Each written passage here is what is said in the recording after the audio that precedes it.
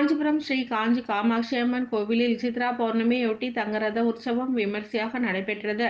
சக்தி பீடங்களில் ஒன்றான காஞ்சிபுரம் ஸ்ரீ காஞ்சி காமாட்சி அம்மன் கோவிலில் சித்திரை மாத பௌர்ணமியை முன்னிட்டு மூலவர் ஸ்ரீ காமாட்சி அம்மன் சிறப்பு அபிஷேகங்கள் நடைபெற்ற பல்வேறு மலர்களால் அலங்கரிக்கப்பட்டு பக்தர்களுக்கு காட்சியளித்தார்.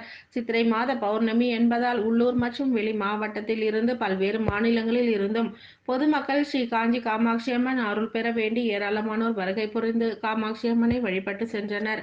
மேலும் சித்ரா பௌர்ணமி என்பதால் உற்சவர் ஸ்ரீ காஞ்சி காமாட்சி அம்மன் சிறப்பு அபிஷேகங்கள் நடைபெற்று குங்கும நிற பட்டு உடுத்தி திருவாபரணங்கள் அணிவித்தும், லட்சுமி சரஸ்வதி தேவியர்களுடன் நீல நிற பட்டுடுத்தி திருவாபரணங்கள் அணிவித்து மாட வீதியில் எழுந்தருளி பக்தர்களுக்கு அருள் பாலித்தவாறு வீதி உலா வந்து காமாட்சி அம்மன் கோவில் தங்கரத உற்சவத்தில் எழுந்தருளி உட்பிரகாரத்தில் உலா வந்து பக்தர்களுக்கு அருள் பாலித்தார்.